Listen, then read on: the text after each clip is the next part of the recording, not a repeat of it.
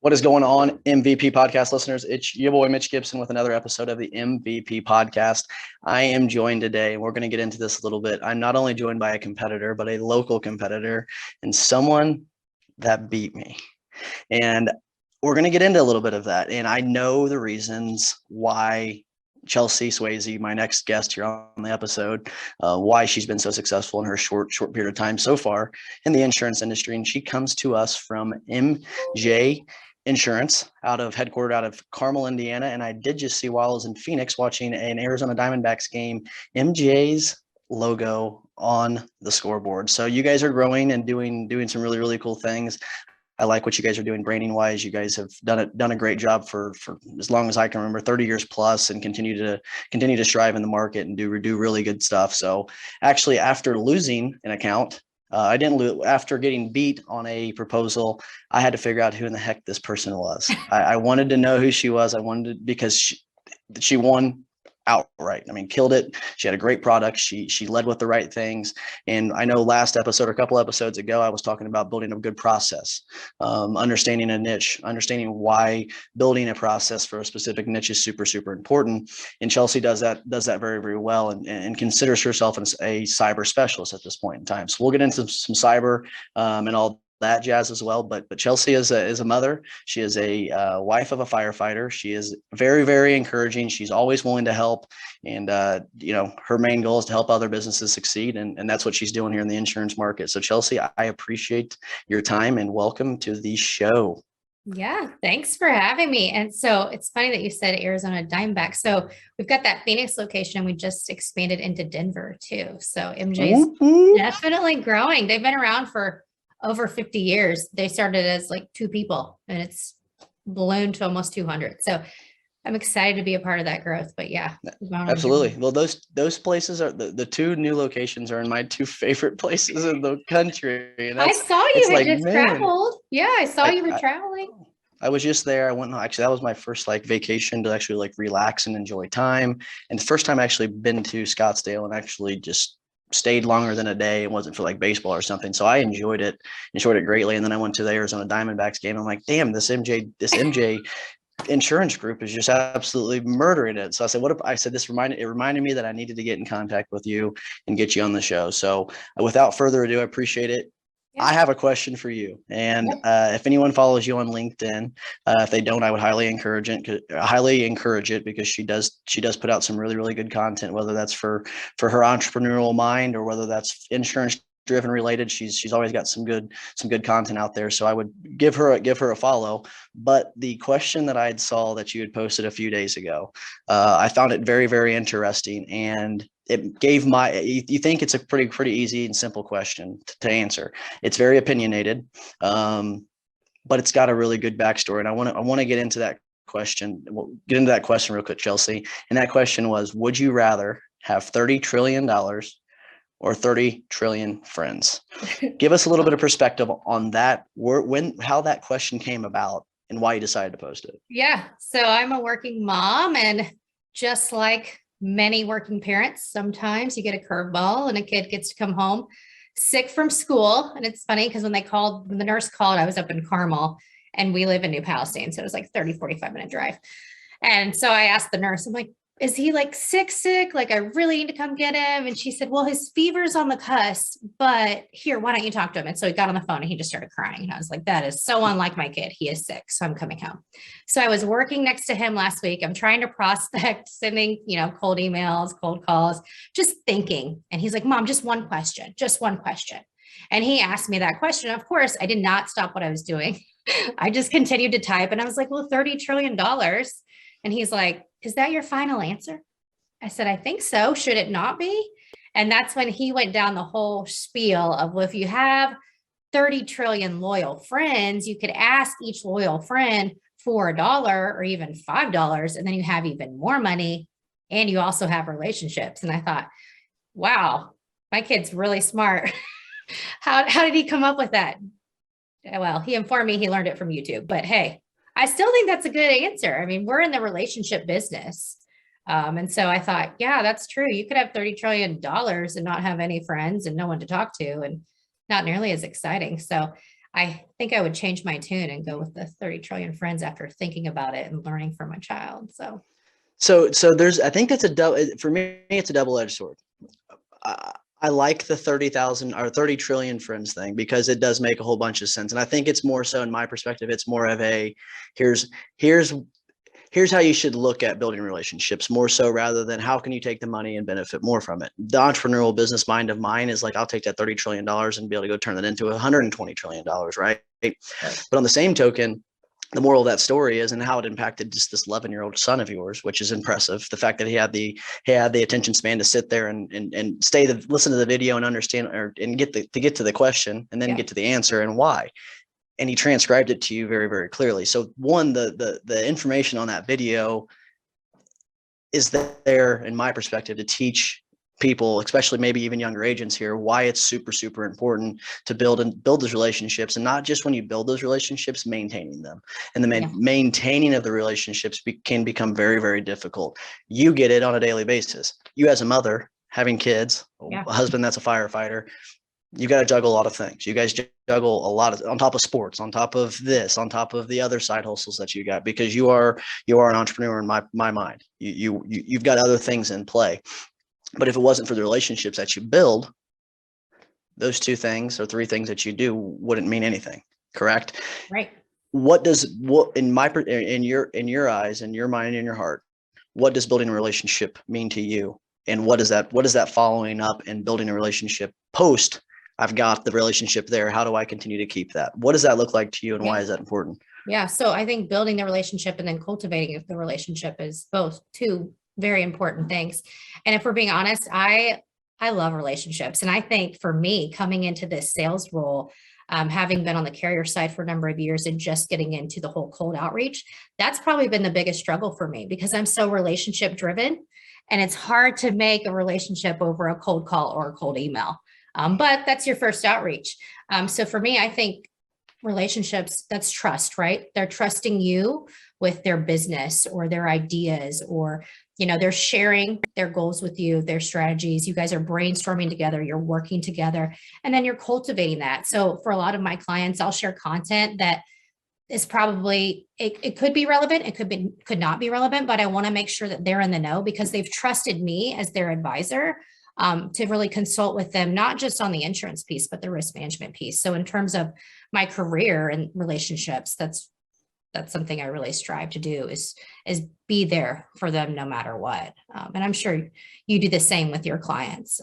And I would say, as I get older and I work and I have so many things to juggle, relationships with friends is something that I really try to prioritize too. But it's sometimes that tends to, you got this hierarchy of all these different things and all these different relationships. It's tough to juggle them all. But I think at the end of the day, without your relationships, you don't have anything. You're nothing. And I think that's the golden nugget. If so far in this episode, if you can take anything away, I think, it's not the first time that we've talked about relationships and building those referral partners per se. I mean, I spent an hour and a half the other day talking to a gentleman about building a very, very smooth and nice referral partner process, and being able to, how you can add value back to that referral partner. But you can't add any value back to that referral partner until you build the relationship. You can't write somebody's insurance until you build the relationship. You can't call an adjuster and have a conversation with that adjuster, and, either help persuade him to keep going with that specific claim and paying it out to the specific amount that it's needing to be paid out to. If you don't have a relationship with that adjuster, with that carrier, with that company, you on the side, you want now on this side of the fence as a producer.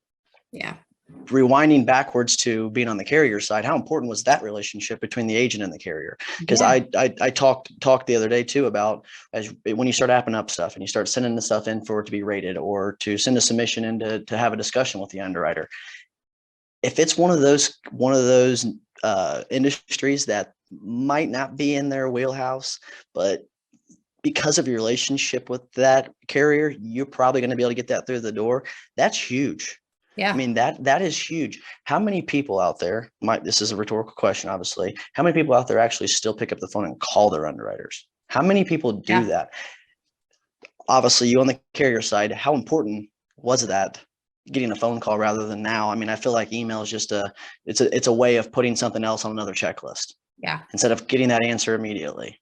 I think honestly, a lot in terms of the phone in general, a lot less people are using the phone.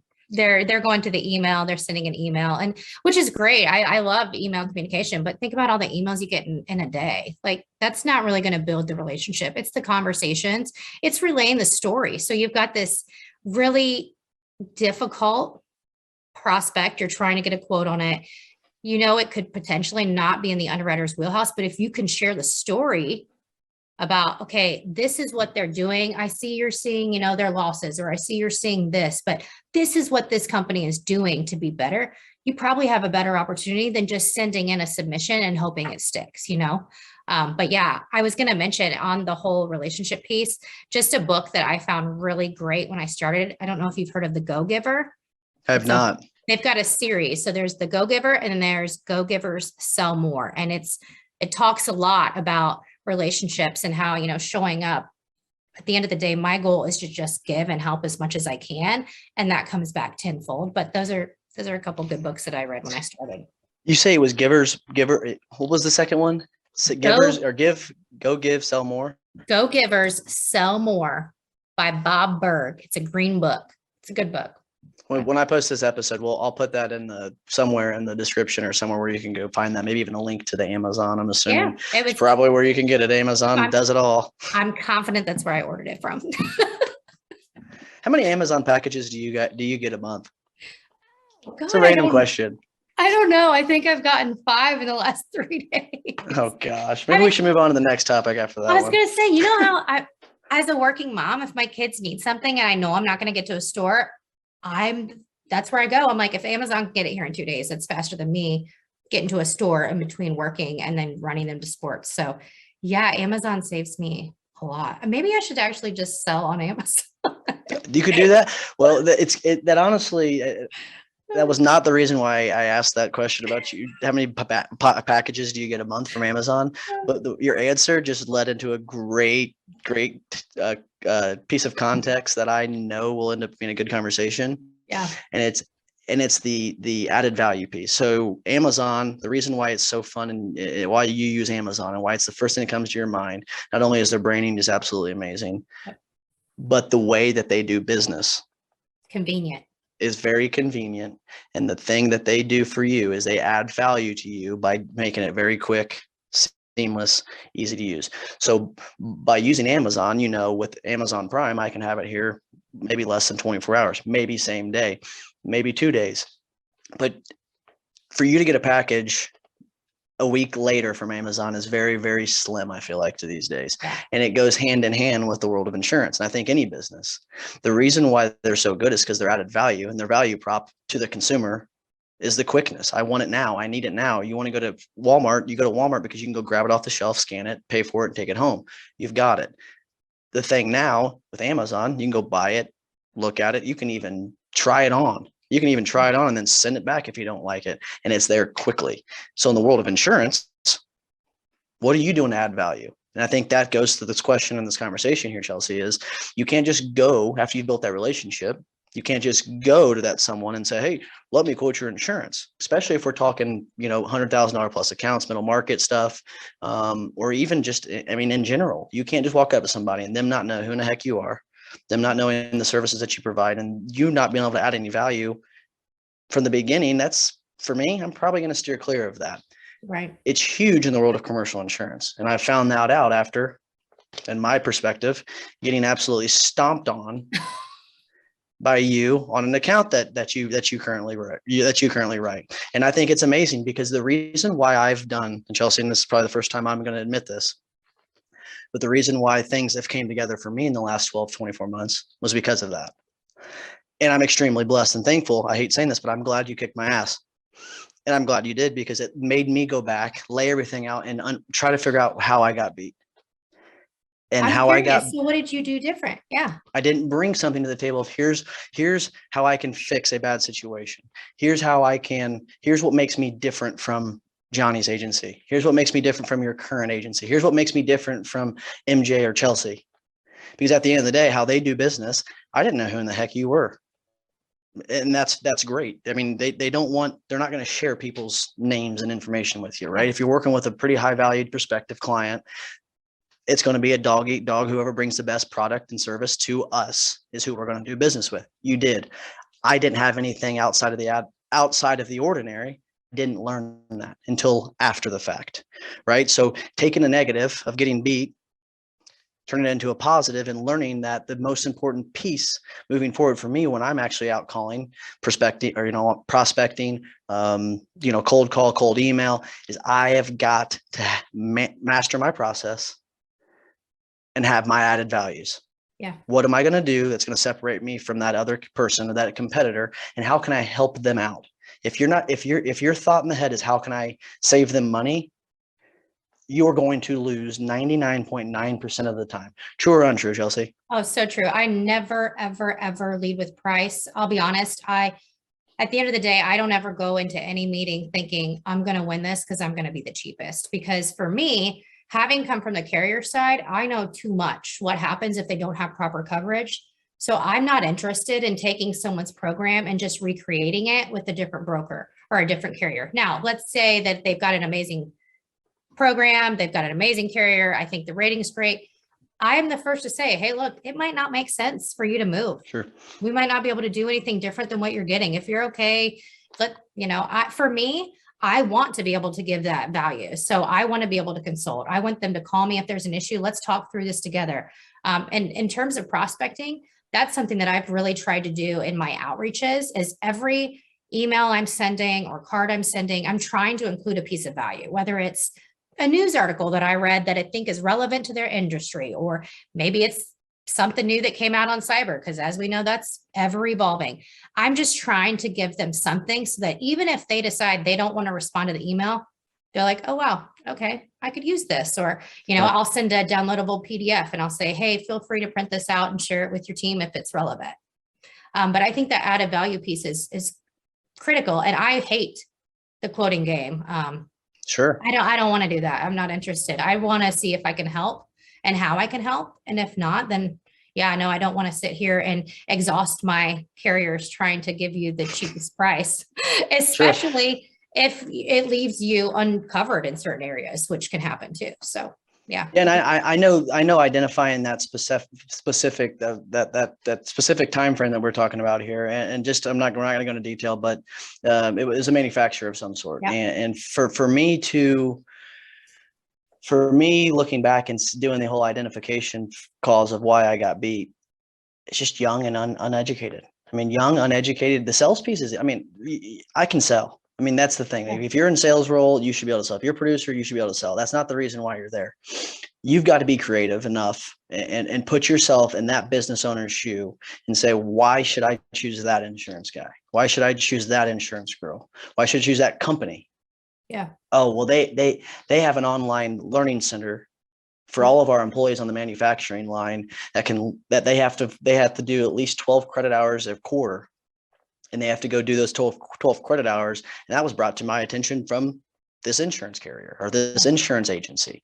That right there is going to spark a big light bulb in that HR manager's mind, or the owner, CEO, CFO. It's going to make them, if it doesn't do anything, it's going to make them remember you different from the other 3 or 4 competitors.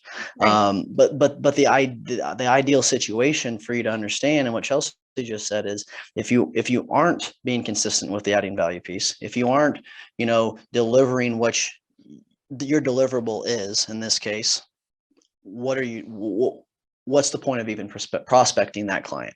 If you have no clue, if you don't feel confident, why would you even prospect that specific client? For me, I'm telling you, don't even waste your time.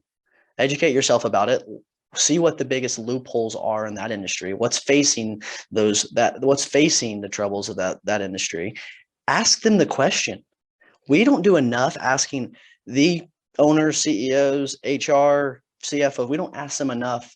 I'm going to interview you because I want to make sure that I'm doing business with people that I want to do business with and that are holding themselves to a high standard. So I have some questions I'd like to, pre-evaluation questions I'd like to run by you before. Well, and you want to see how or if you can even help. I mean, if you're having a conversation and that's my thing, is we're not doing enough to figure out past, present, and future. Where are they in terms of business, not just insurance? Because that's where you can get some blind spots, is if you're just recreating what they've already had, you may not be able to add any value to the program at all. And then it's like, well, why would they bother leaving their current broker or agent and coming to you? You know what I Sure. mean?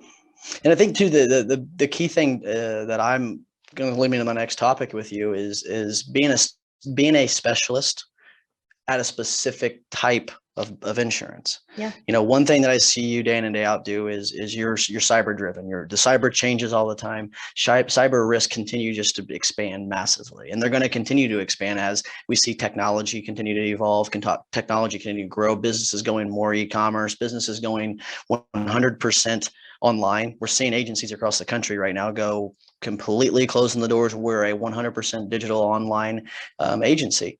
I mean, yeah, to each their own, but on the same token, you've got to understand things are changing. So how can I be add of service and add value to businesses that are either prospective clients, businesses that aren't mine, or businesses that are mine? How can I make them more informative?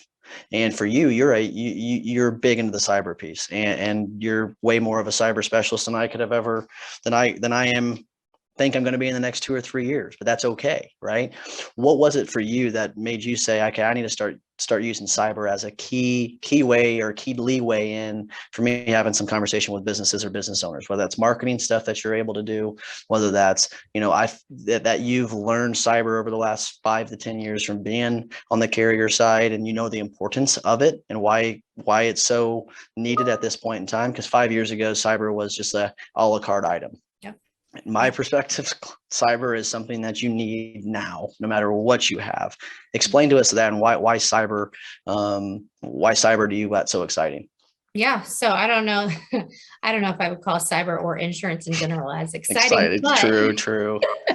But I would say this, something that I've really strived to do my entire life is be a constant learner. And so for me, cyber, when I transitioned into this role, was blowing up about 2 years ago. So I came from the carrier side.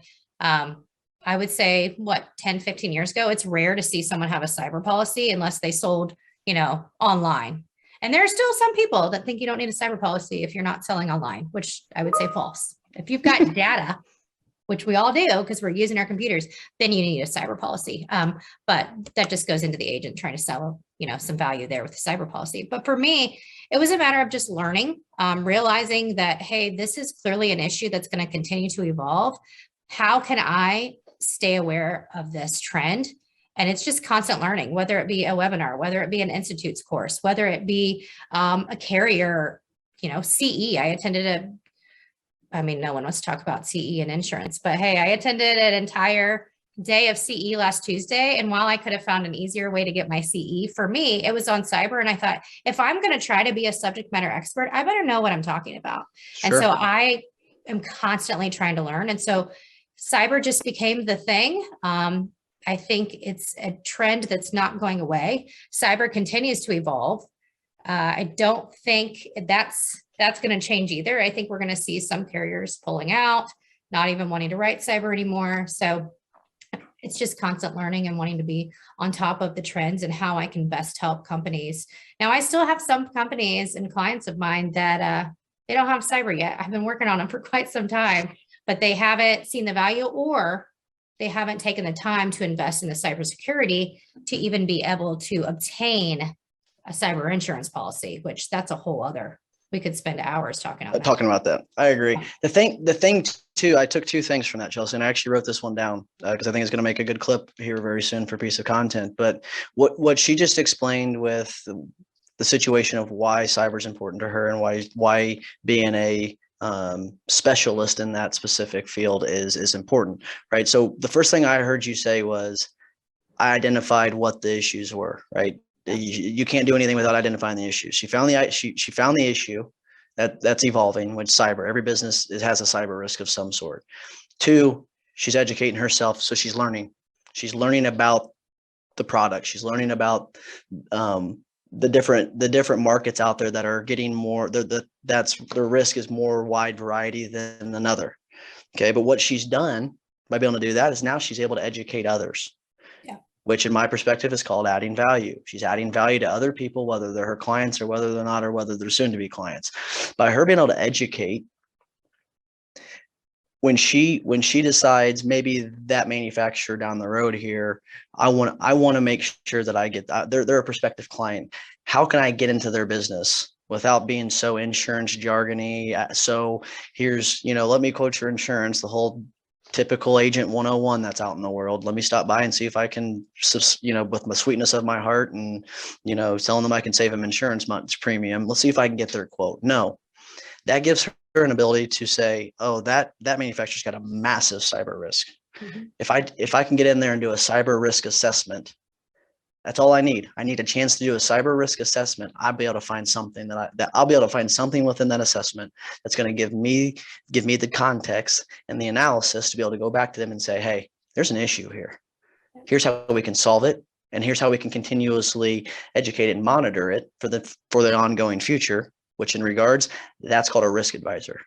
Yeah. Not an agent, a risk advisor. They're advising you how to manage and minimize and mitigate those risks that in that specific type of business. So by doing those 4 steps, identifying the issue, learn, educate, and then you become this expert, you're one step ahead of the competitor down the street because you've educated yourself. And for me, cyber. I mean, for me, it's cyber, but I have done a good job the last 3 or 4 months trying to educate myself because I've been getting questions galore. Yeah. And not being able to answer a question about a topic in the industry that people are seeing as a consistent trend, upward trend, and me not be able to answer that question and say, hey, let me get back to you. Let me get back to you in a couple of hours. He's going to call somebody else. He should. I would hope he would, because he called because he needed that immediate answer, and not being able to give him that value back, I failed. Yeah. So you've got to be precise and mastering the process there. Cyber for me, it just continues to get scarier and scarier, especially as I sit here on the Zoom call and talk to somebody and record video and record audio. My insurance thinking is, what if all this got, this personal information got sent to, or got in somebody else's hands? Well, guess what? It's my fault because it started with me, so it opens your mind up and you're able to learn more. My next question to you on the cyber piece, where do you see I guess maybe this is a bad question to ask, and if it is, I'll edit it out, but are you seeing more and more cyber claims within the last 12 months than maybe the last 3? If so, is that just because of how technology became smarter? People are learning about the technology and trying to find loop ways in. Is there a specific way people are trying to get into these businesses' back doors? Where are we seeing a lot of these trends happen? Is it specific industry driven, or is it just all over? No. Okay. So you've asked, that's a lot of good questions all wrapped into one. So I know, you blame my ADHD. Hey, it's okay. I feel you. I was following you too. I like it. Okay. So I would say definitely more claims in the last 12 months. And all across the industries. I mean, there are some that are harder hit than others. We're talking healthcare, education. Think about in terms of who has the most data, your healthcare, your education. Now, they may think, oh, no one wants the data that I have, or no one is going to find this important. Well, you've got addresses, names, social security numbers of employees, of clients, or whatever it is in those industries. So yes, definitely see more claims in the last 12 months. A lot of ransomware claims. Obviously, that's not anything shocking over the last 2 years since COVID. The hackers are incredibly intelligent. They continue to stay, bad actors, hackers, whatever you want to call them. They've continued to stay one step ahead of the rest of us.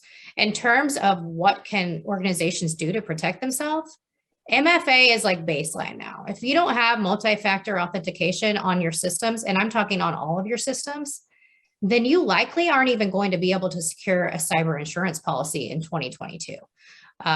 As unfortunate as it sounds, if you don't have MFA, you also have left yourself completely open to risk.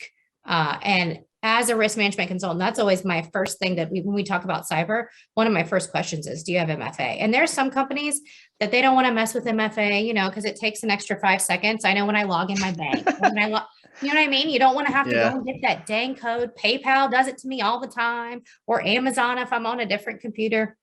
But you know what? That's protecting you. And I'm going to promise you that it's going to be a heck of a lot less inconvenient than if you have a ransomware attack or if someone gets into your system and is poking around. So I think, yeah, we've seen clearly an increase in claims. We have someone at MJ that actually works on the cyber claims, and she is busy all the time, all hours of the time, because guess what? Cyber claims don't happen at convenient hours. They happen at like Friday at 9 p.m. I had a fairly newer client come on board. They came on board in December and they were hacked in January. And I knew when he was calling me at 9 o'clock on a Friday night that he wasn't calling to tell me he'd had a great week. And so it's a bummer of a situation. Nothing we can do as agents on our end, but be there and help as much as we can, and hope that you've got them with a good program and you can help them through the claims process, because obviously it's a scary time for companies too. No one wants to be in that situation. That was going to be my next question. If you had any, if you had a couple different tips or tricks for those that are out there, maybe trying to sell cyber, or, is maybe like me, who might somewhat be cyber dumb and wants to become more educated and learn about it. I mean, what couple tips or tricks do you might have for those out there that might be trying to sell cyber, whether that's to current customers, prospective clients, leading with it? Well, what kind of good tips and tricks might you have? Like I said, I'm a huge learner. So if I don't know something, I'm trying to figure it out, whether it be reading all the things. I mean, start with like Insurance Journal, read what they've got to say on the cyber market. That's one way to figure out the pricing and kind of what we're seeing. But also the Institutes offers courses. They're like Cyber 201. It's like risk management for cyber or something like that. I forget the title of it, but the Institutes always has good information. Carriers have good information on cyber. I would say just take the time, even if you're only dedicating an hour or two a week, if it's something that you're going to be selling to a prospect or a client, for me, at least, I want to be aware of what I'm talking about. And so I would say at least devote some time, even if it's like a Saturday morning, you're just up early before everyone else and you're reading about, I get it. Cyber's not sexy, but neither is insurance, but neither is insurance, but we've got to stay ahead of the curve. And so for me, it's just a constant learning. And so for cyber, it's evolving all the time. Just be aware, I signed up for some news articles. I follow some cyber attorneys that are really great to work with. They're always putting out content because guess what? They're seeing all the claims. They're handling all of the claims. So just trying to stay as aware as possible and learn. I think too, you hit it on the head earlier with like CE. Like you can't, what sucks for me right now is I have like 8 CE credits that I still need to get before August right now currently. Yeah. But I've probably did 50 hours worth of CE in the last 2 years. Like, yeah, you may not get the credit for it. And I think that's the piece that I'm trying to hammer into some of these people's head is like, you can't just go, back to the requirements for you to have your insurance license. What do you have to do? You got to follow these requirements. And if you don't see it, your license gone.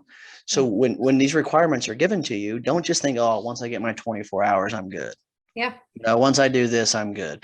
No, go educate yourself. Try to give yourself a goal. Maybe I'm going to listen in a webinar, watch a video, or do something once a month, or I think once a week. If you don't have enough time, you have enough time to watch TV, you have enough time to go drink alcohol, and you have enough time to do all your other fun crap, take an hour and educate yourself in a specific topic that you want to grow and be better at. I mean, I'm huge on calendar blocking, and prioritize. Yes, for us as agents, a lot of my calendar is prospecting, but try and squeeze an hour in there, whether it's like a Friday over your lunch break, and learn about whatever you need to be learning. But I would say, keep learning, be a master of your trade. You want to know what you're talking about. Cyber is not going away. So if that's the thing you want to go down, or if you're just trying to figure out, I know there's newer agents. If you don't fully understand the general liability policy, take some time to learn, just take the time. No one wants to do CE, but at the end of the day, if you just think about it, that you're learning so that you can be better, maybe just change the perspective. It's not so bad. That's where you learn. I love it. No, I agree. I think there's not enough learning you can do. There's no the smartest person out there. There's no one that exists that's the smartest person out there. Nope. There's people that are really good specialists in specific things. Also, like I said all the time, surround yourself around people that are doing that at a high level. Yeah. Ask them for advice, sit with them, have a conversation. Everybody's willing to share information. Like I'm not sitting here asking her for her playbook, but she's willing to have a conversation, help me maybe better understand something or why it's more important than this or that. educate and understand why I need to do this and how it's going to benefit my customer, not myself. If it benefits your customers because it's benefited you enough that you've educated, took the time to do it, and now you're just giving that, you're giving back. You're giving back to them. The big thing you said about time blocking and calendars. I remember you talking about that a long time ago when we first started talking. So I'm like, prospecting. What do you do prospecting wise? Because right now, it's a little bit different for myself because I'm writing personal lines. I'm writing not for profit. I'm doing a whole bunch of stuff here and there. So for me, my time blocking is a little bit, I don't have a much more opening time as far as, spending time building a 300-page prospecting list because I've got other stuff I've got to get done. Why is time blocking important? What are some things that you do? I mean, even if it's, hey, on Monday, Wednesday, Friday, I do this consistently. You are a very consistent and driven person. And I just know that from following you on Facebook and LinkedIn. I feel like when you wake up, you do the same thing. Yeah. You're very routine oriented. How does that benefit you? It's benefit you quite a bit, I'm assuming, but when did you decide that time blocking is what it's going to make me successful? And what are some things that you do to help make your weeks more successful than they previously were? Yeah. So on Friday afternoons, I usually time block for the next week. So if I have a prospect meeting that's been scheduled or a networking meeting, networking coffee or an event, that's already on my calendar. So what I do is the Friday before the coming week, I sit and say, okay, here's how my calendar looks. I know for me, I need to spend 70% of my time probably prospecting because I have to build a book of business. I'm starting from scratch. Now, in the beginning, when I first started this role, I spent time researching prospects, building a prospect list. I now have like 450 prospects. And so I am spending time on Friday afternoons setting up my calendar for the following week so that I know exactly what I'm doing each day. I am looking up phone numbers that need to be added so that when I get to that time block and it says prospecting dials, I'm going to open that calendar and I know who I'm calling, what I'm calling about, if I've called them the last time. I'm trying to just set myself up for success. So I'm not just finding the next shiny object all day long. It's in our role, especially for me as an agent starting from scratch, having no book of business. It's easy to look at your calendar and be like, oh my gosh, I got all this white space. What am I going to do today? Right. I think if you don't have a plan, I don't know how you're going to succeed. And like you said, I am very routine driven. So I get up at 4:45, 4:30, and I do my devotionals, my gratitude practice. I usually will read personal development. And then I work out, get my kids to school. And if I'm not driving to Carmel, I'm able to come right home, then knock out my prospecting. I prefer to prospect in the morning because that way my day hasn't gotten away from me. I can knock out. I usually try to, like I said, block them off first thing. Now there are days where I have a prospect meeting or I've got something else going on and I can't prospect in the morning, but I'm at least trying to get my outreaches done as early as possible in the day. So I have room for other things like researching, learning, adding new prospects to my list. I'm trying to schedule out. I try to plan my LinkedIn in advance if possible so that it's posting for me or so that I at least know what I need to post. But yeah, I think having a plan is the only way to succeed. If you're just flying by the seat of your pants, it's hard. And the cool thing it does, Chelsie, and I'm on the back end of being very ritual to my calendar the last 12 months, 16 months, is I've been able to use those months of time blocking and look back and say, where did I spend the most of my time that was unproductive? Right. Where did I spend the most of my time that was unproductive and why? Right. So for other people out there, maybe not, might be like with an agency like MJ, or maybe they're like an agency like HRM, where I am from prospecting to quoting to binding the policy. That's me. Not every agency is out there like that. Some producers like yourself go sell the daggone insurance. We'll take care of it. We're specialists on this. We'll take care of the things on the back end. We'll make sure the client's getting the things that they need. Boom, boom, boom. Streamline. It's perfect. I mean, it's perfect. You guys have mastered your process. A smaller agency like us, we don't have all of the people. We don't have the capacity to where, once I meet with Susan about her clothing manufacturing company down here, and Susan says, yeah, let's get this quoted up. I'd love to see what you're able to provide, blah, blah, blah, blah, blah. It's not me taking it back and dropping it, letting someone else quote it. So my time blocking might be a little bit different than yours. So when it goes back to don't just replicate someone else's what they've got to do, I think trying things out and seeing what works is going to be big for you, especially a young agent. Because I mean, you're probably spending a lot of your time the first year or two doing everything to learn. Right. Like you're learning how to app up an Accord form. You're learning how to quote a BOP through a specific platform. You're learning how to use the technology tools like a Wonderwrite or like a glove box, whatever those might be, so that you're, when it is come, 3 years, your third year, that you are ready to go out and knock doors down and, shake hands and kiss babies, the whole 9 yards.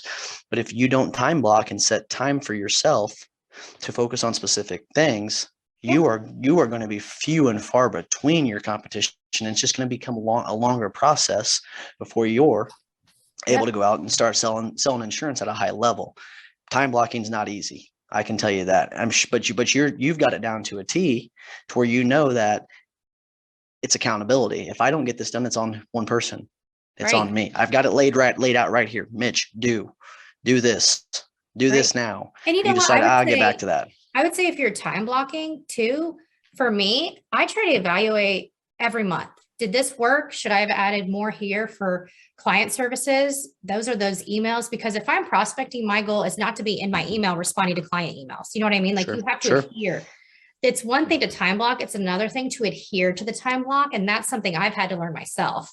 Oh, great, Chelsie, you had prospecting there, but then this meeting ran over and then you realized you hadn't eaten lunch. And so the prospect, you know what I mean? The prospecting gets sent away. So you've really got to adhere to your time blocks too. And then, like you said, evaluate the process, continue to evolve, make sure that you're staying on top of it and that it's working for you. What works for me isn't going to work for everyone else. Not everyone's as routine driven as me. And I recognize that. And I know that I'm scheduled and routine to a fault sometimes, and that I need to be more flexible. So I think just finding what works for you and how you can balance everything. But yeah, I have to have at least my calendar filled in advance, or it just leaves me flying by the seat of my pants on a Monday and it's a mess. So. No, I think it's awesome. I don't think we talk enough on these insurance podcasts about the little housekeeping items, because it's the little housekeeping items and the things that we do ourselves to prepare ourselves the night before, the morning of, that makes us better. I mean, for me, getting up before 6 o'clock, it used to be getting up before 7 was tough for me. Yeah. Now I'm focusing on how can I get up before 6 now, right? I mean, I'm getting up consistently at that 6 o'clock time frame, but if I gave myself another hour before that, I'm able to get 3 hours worth of stuff done before I have to wake my kids up and go take them to school. So when you said that earlier, I'm like, guys, there's people out there that are doing it way better than you are. There's people out there that are so true to themselves that they know if they don't get their controllables done every day, like the time blocking, like the scheduling out there next week, like the making sure I get my workout in every single morning, read a devotional, make sure my kids have what they need. Those things are controllables. If you don't take care of the controllables, how are you going to take care of the things you can't control? Well, and so much of our job is mindset. So for me, those things are the things that I need so that I have a better mindset going into my day, because as agents, we hear no all the time, or we get ghosted, or someone doesn't respond. And if I'm not taking care of myself and doing those things, trust me, I have always been a morning person, as in I wake up early. I have not always been a morning person. Let's get up and work out in the morning. Sure. And that's still a struggle, even though I'm on the habit to wake up early. I still struggle some days. Like I'm like, okay, if I just get on the bike or the treadmill, surely my body's just going to wake up so I can go lift after this. But you got to start somewhere. So I would say, yeah. Got to make it happen. Yep. All right. I'm going to get into a little, I guess, fun. I want to call it my fun part of the episode.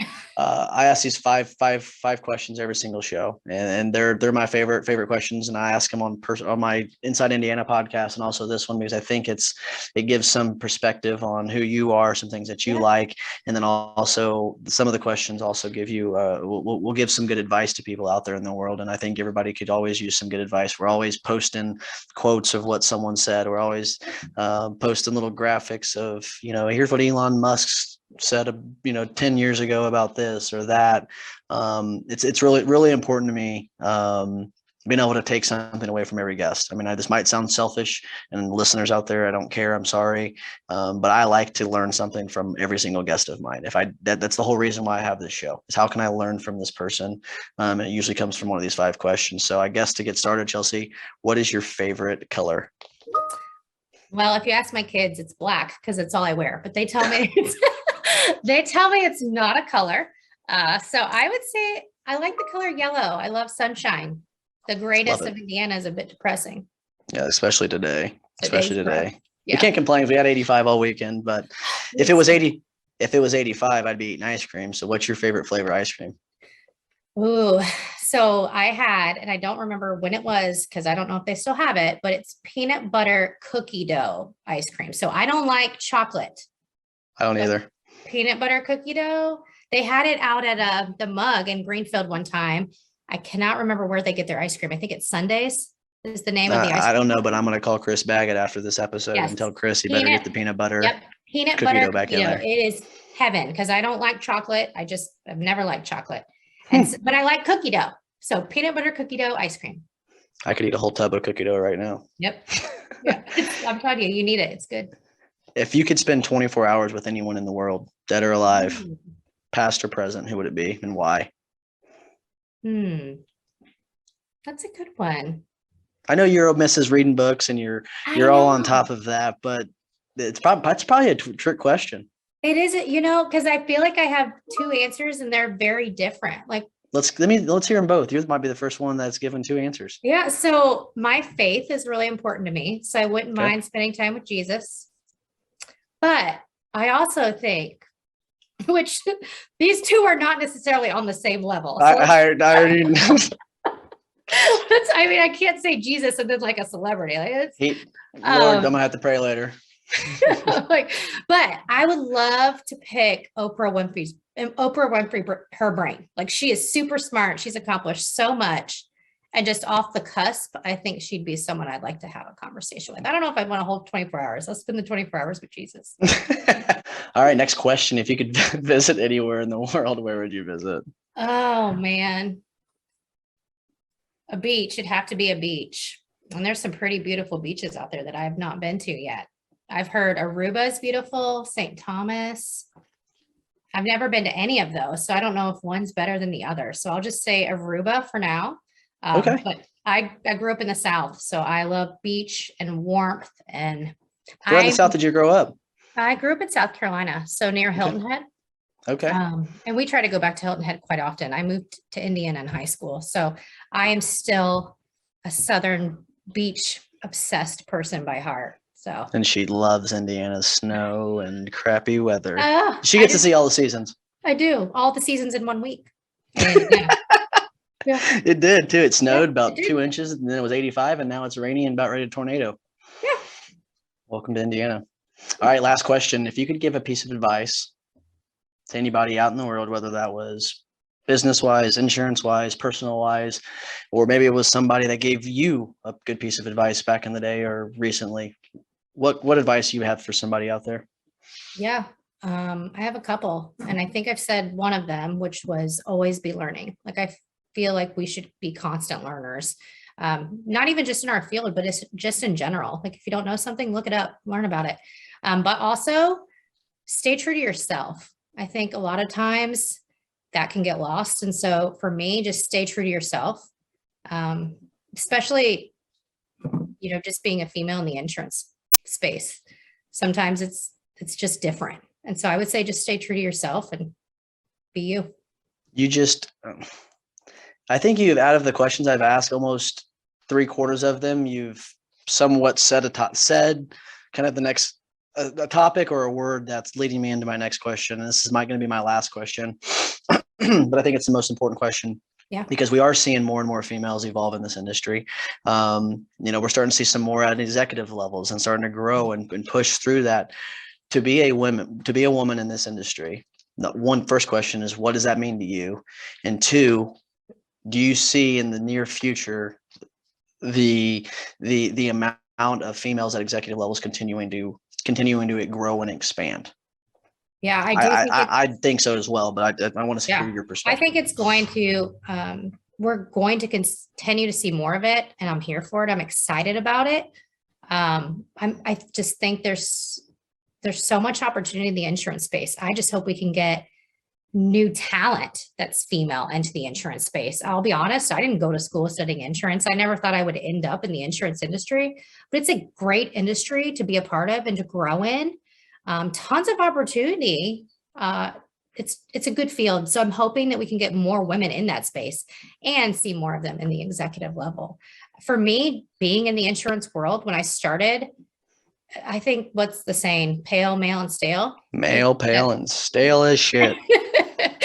The goal is to disrupt that, right? I mean, to bring in new perspectives. And so I'm excited to be in the position I'm in and to continue to be in the industry here almost 16 years later as a female, now in a sales role. So a different role than I was in before, but I've worked on the carrier side and there's just so much opportunity out there. And so I hope that we'll see more women come into insurance.